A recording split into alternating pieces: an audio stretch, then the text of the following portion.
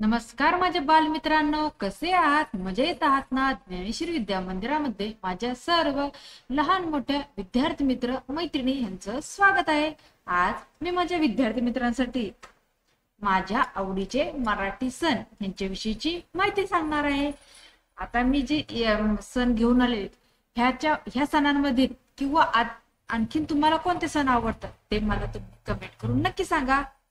आणि व्हिडिओ आवडला तर व्हिडिओला लाईक आणि शेअर करा. तसेच ज्या मुलांनी आतापर्यंत आपल्या ज्ञानेश्वरी विद्या मंदिराला सबस्क्राईब केले नाही अशांनी सबस्क्राईब करा. तर चला पाहूयात माझ्या आवडीचे मराठी सण. प्रत्येक देशाची संस्कृती त्यांच्या सणांमध्ये दिसते. सर्व सण जीवनात आनंद पसरवतात.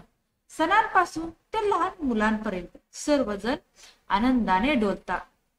म्हणूनच आपल्या भारतात सर्वत्र सण साजरे केले जातात. अशाच काही सणांची माहिती घेऊ. पहिला आहे गणेश चतुर्थी. पहा, गणेश चतुर्थी तुम्हाला आवडतो का? गणपती बाप्पा आपल्या घरी येतो पहा 10-11 दिवसासाठी. आवडतो का? मला नक्की सांगा बरं का. गणेश चतुर्थी हा हिंदू धर्मातील विशेष सण आहे. गणेश चतुर्थी हा सण दरवर्षी ऑगस्ट किंवा सप्टेंबर महिन्यात इंग्रजी दिनदर्शिकेनुसार हिंदी कॅलेंडर नुसार भाद्रपद महिन्याची चतुर्थी साजरा केला जातो. गणेश चतुर्थी हा सण 11 दिवसांचा असतो. हा सण 11 दिवस चालणारा सर्वात मोठा उत्सव आहे. गणेश चतुर्थीच्या दिवशी लोक घरोघरी मातीच्या गणेश मूर्ती आणतात आणि 10 दिवस त्यांची पूजा केल्यानंतर 11व्या दिवशी गणपतीचे विसर्जन करतात. गणेश चतुर्थी हा सण देशातील विविध राज्यांमध्ये साजरा केला जातो, परंतु प्रामुख्याने महाराष्ट्रात साजरा केला जाणारा सर्वात मोठा सण आहे. चतुर्थीच्या दिवशी घरोघरी आणि मंदिरात गणेश मूर्तींची प्रतिष्ठापना करून उत्सवाची सुरुवात होते. ढोल ताशे वाजवून लोक मोठ्या थाटामाटात गणेश मूर्ती घरी आणतात. गणेश चतुर्थीच्या काही दिवस आधीपासून बाजारपेठांमध्ये रौनक सुरू होते आणि विविध प्रकारच्या मातीच्या गणेश मूर्ती पाहायला मिळतात. गणेश चतुर्थी पासून पुढचे 10 दिवस लोक आपापल्या घरात आणि मंदिरात गणपतीची पूजा करतात, गाणी गातात, नाचतात, मंत्र म्हणतात, आरती करतात आणि गणेशाला मोदक देतात. आता पुढचा सण आहे गुढीपाडवा. बरोबर आहे ना? आता उद्या आपण गुढीपाडवा साजरा करणार आहोत. बरोबर का? तुम्हाला गुढीपाडवा सण आवडतो का? मला नक्की कमेंट करून सांगा बरं का. तर चला पाहूया गुढीपाडवा या सणाविषयीची माहिती. चैत्र शुक्ल प्रतिपदेला सर्वत्र मोठ्या उत्साहात गुढीपाडवा साजरा करतात. प्रत्येक मराठी सण साजरा करण्यामाग काही शास्त्रीय कारण आहेत. चैत्राच्या सुरुवातीला थंडीचे वातावरणातील प्रमाण कमी होऊन वातावरणातील उष्मा वाढायला सुरुवात होते. वातावरणातील या बदलामुळे मानवी शरीरावरती कोणतेही अपाय होऊ नयेत यासाठी काही पूर्वपार प्रथा आपण सांभाळत आहोत.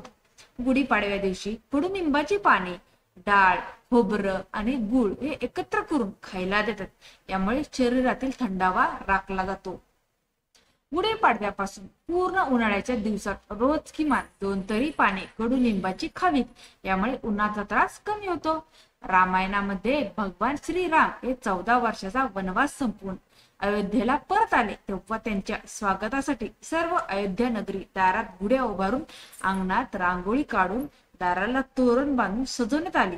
तो दिवस होता चैत्र शुक्ल प्रतिपदा. तेव्हापासून गुढीपाडवा साजरा होऊ लागला. म्हणूनच घरोघरी गुढी उभारून गुढीपाडवा हा सण साजरा करतात.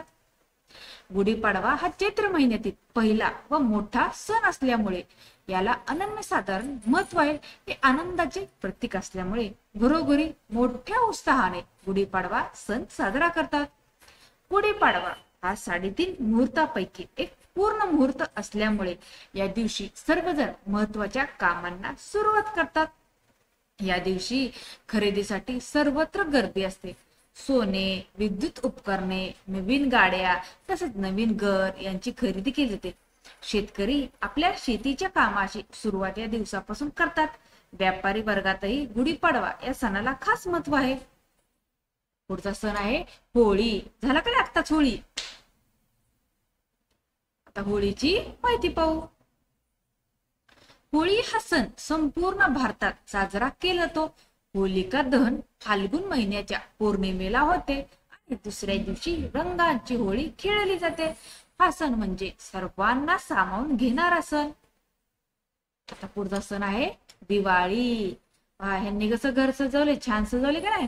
आपण ही आपल्या घर दिवाळीमध्ये सजवतो का नाही? तुम्हाला दिवाळी आवडती का? मला नक्की कमेंट करून सांगा. आणि आता तुम्हाला जर हा व्हिडिओ आवडत असेल तर व्हिडिओला लाईक आणि शेअर करायला विसरू नका बरं का. तर चला पाहूयात दिवाळी सणाविषयीची माहिती. दिवाळी हा सणही देशव्यापी आहे. या उत्सवाच्या स्वागतासाठी घरे आणि दुकाने स्वच्छ करून रंगरंगोटी केली जाते. हा सण अनेक दिवसांचा एकत्रित सण आहे. धनत्रयोदशीला नवीन भांडी किंवा इतर घरगुती वस्तू खरेदी करण्याची प्रथा आहे. दिवाळीला व्यापारी वर्ग आपल्या वह्या व हिशोबाची पूजा करतात. रात्री गणेश आणि लक्ष्मीची पूजा केली जाते. हा आनंदाचा आणि समृद्धीचा सण आहे. पुढचा सण आहे दसरा. या चित्रामध्ये काय दिसतंय? रावणचा वध करतायत. बरोबर आहे. दसऱ्यामध्ये काय करतो आपण? रावण दहन करतो. बरोबर का? तर चला पाहूयात दसऱ्याची माहिती. हा सण अश्विन महिन्याच्या शुक्ल पक्षाच्या दशमीला साजरा केला जातो. रामलीला आणि रावण दहन या कार्यक्रमाच्या रूपाने संपूर्ण भारतात साजरा केला जातो. पुढचा आहे जन्माष्टमी. कृष्ण जन्माष्टमी. पहा ह्या चित्रामध्ये कृष्ण काय करतोय? मक्खन खातोय. म्हणजे काय करतोय? माखन. माखन म्हणजेच आपलं लोणी खातोय काय? भाद्रपद महिन्यातील कृष्ण पक्षातील अष्टमीला हा सण साजरा केला जातो. भगवान श्रीकृष्णाची जयंती आहे. या दिवशी बरेच लोक उपवास करतात. कृष्णाच्या जीवनाशी संबंधित टेबल्स देखील मंदिरे आणि घरांमध्ये सजवले जातात. पुढचा सण आहे रक्षाबंधन. बरोबर आहे. बहीण भावाच्या प्रेमाचा सण म्हणजेच रक्षाबंधन.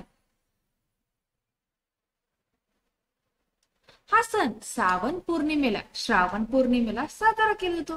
काही ठिकाणी ब्राह्मण त्यांच्या मनगटावर रक्षासूत्र बांधून त्यांच्या यजमानांना आशीर्वाद देतात आणि त्याबद्दल दक्षिणा प्राप्त करतात. तर दुसरीकडे भाऊ बहिणींचं नातं राखीच्या धाग्यापेक्षा अधिक घट्ट करण्याचा सण आहे. राजस्थानी इतिहासातील काही गौरवशाली घटनाही या उत्सवाशी निगडीत आहेत. तर अशा प्रकारे आज आपण माझ्या आवडीचे सण पाहिले. तुम्हाला कोणते सण आवडतात हे मला कमेंट करून नक्की सांगा. तुम्हाला जर आजची ही माहिती आवडली असेल तर माहितीला जास्तीत जास्त शेअर करा. चॅनलवर नवीन असल्याने चॅनलला सबस्क्राईब करा. धन्यवाद.